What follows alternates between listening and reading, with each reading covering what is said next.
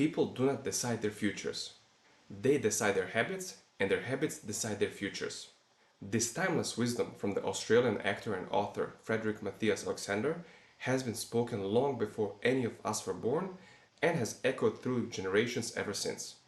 Those profound words prompted me to embark on a journey of self-reflection, analyzing the impact of my actions and habits on my financial being. Today, I invite you to join me on this introspective voyage. Have you ever wondered how your everyday choices are molding your financial future? Stick around to uncover the answers. What's up, everybody? Welcome to the Wealth Game Nation. My name is Vedo, and I'm here to help you better understand the Wealth Game and become part of the Wealth Game Nation. As this is a finance channel, I will connect that quote to my own actions and habits that led me to my first million. Factor number 1, marriage. I bet you did not see that one coming.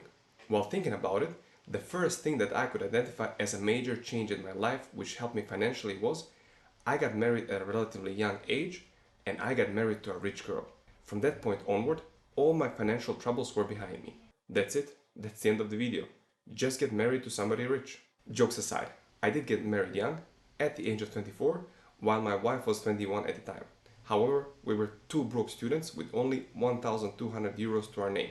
To put it in perspective, this was less money than what we would need for a month of expenses. From day one, we started sharing everything, including our finances, and we had one joint account. All the money I did not own also belonged to her, and vice versa. Factor 2, social media detox. I deleted all of my social media. Early on in my adult life, I realized that social media was taking away a lot of my time, which I could use for much more productive things. So from one day to the next, I quit social media cold turkey. That's right, no more Instaface nor Snap tweets for me. Happy to say, I have been social media clean for over 12 years, and I would not dream of getting back into that nut house. All that brainless scrolling and looking at cat memes was replaced with studying and working.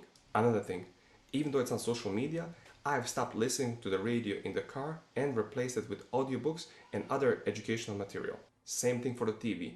No cable TV anymore, and no endless TV running and playing whatever it's next. Factor number 3, education. I pursued a higher education which led me to a higher paying job and a consistent salary growth over the years. Since I'm a math nerd and I do not like to memorize things, I got a bachelor in computer science and a master's in project management. I always had that mentality that learning is not over once the school is out. In my mind, school was always formal education.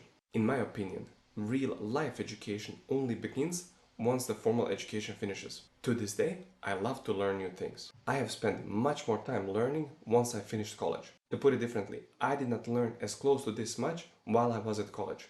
Factor number 4, the art of hustling. You've gotta hustle, and I've hustled hard. I worked constantly 3 jobs while I was in college. Even after I graduated and my kids were not born yet, I constantly had 2 jobs. I was so busy that if my jobs wouldn't be so much different from one another, I would forget at which job I was at. At times, I would greet my wife as "good morning neighbor." That's how busy I was. But hey, the grind has paid off in the end. Factor number 5, evading lifestyle creep.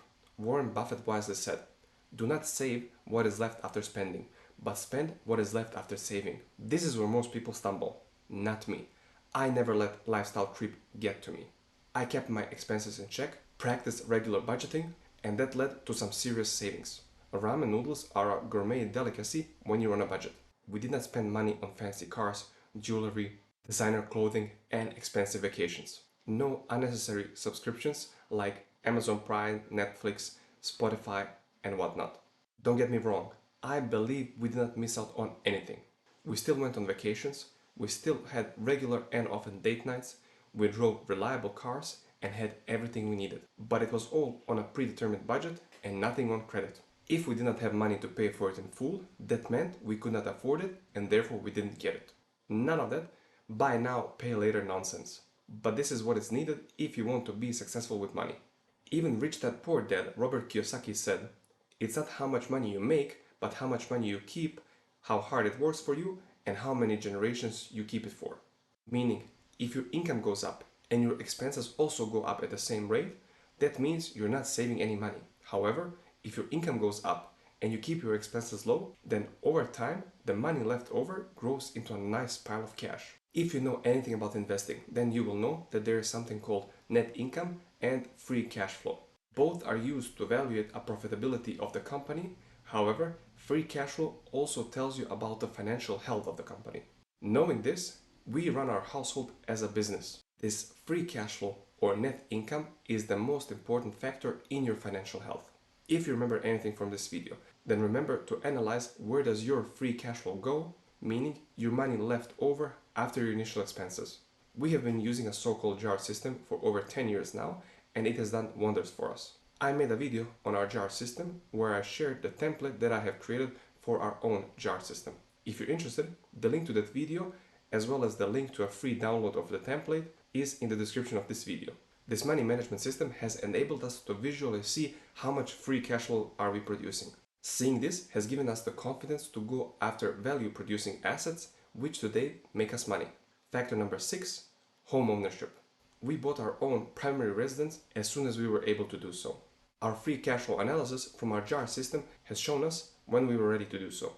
By buying our own primary residence, we did not have to pay for rent anymore, and all the money that we would have been spending on rent was now growing in equity in our own home.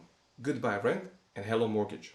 Factor number 7, first real estate investment. This is where things got real interesting for us.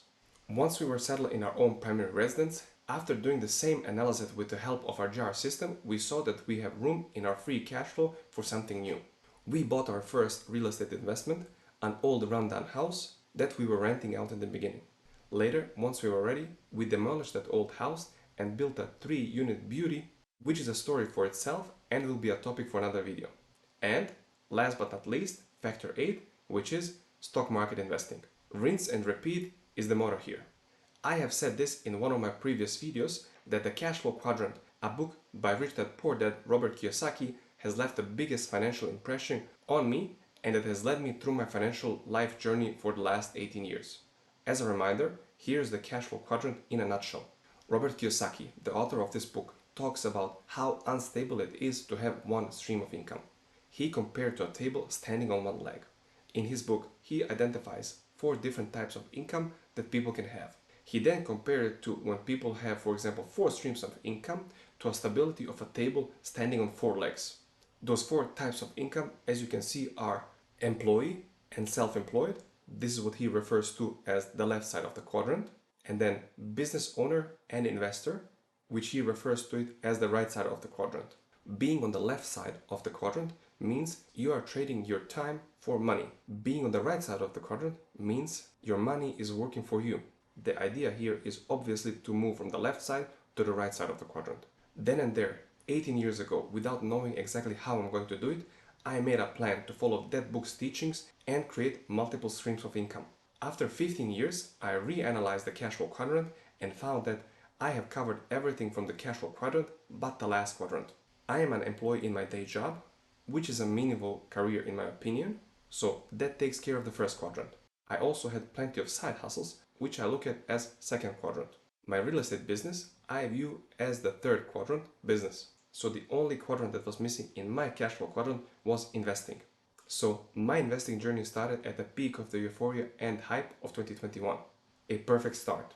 You can see where that story is going. There you have it. Those are the 8 factors that put me on my path to my first million. Full disclosure, however, when I say a million, I mean a million in Korean won. I mean, that makes total sense as I live in Austria and we have nothing to do with the Korean won. Jokes aside, don't let the fact that I am a Korean won millionaire distract you from your own journey. Remember, your journey will be unique to you and it will be different from any other. It will be at your own pace, your own intensity, and will have factors and habits that will work for you. So get off your behind, analyze your own life, your own financial situation, and find out what you want to do with your life. Once you have a written plan, you get after it. And that's a wrap for today. Thank you for joining me. If you enjoyed this video, please hit that like button, subscribe to the channel, and share this video with your friends and family. If you did that, I would really appreciate that a lot. Also, in case you're interested in a full review of my own stock portfolio, go check out my August 2023 portfolio update video. The link is in the description of this video. Thank you so much for watching. I hope you enjoyed it and I will see you in my next video. Full disclosure, however, when I say a million, I mean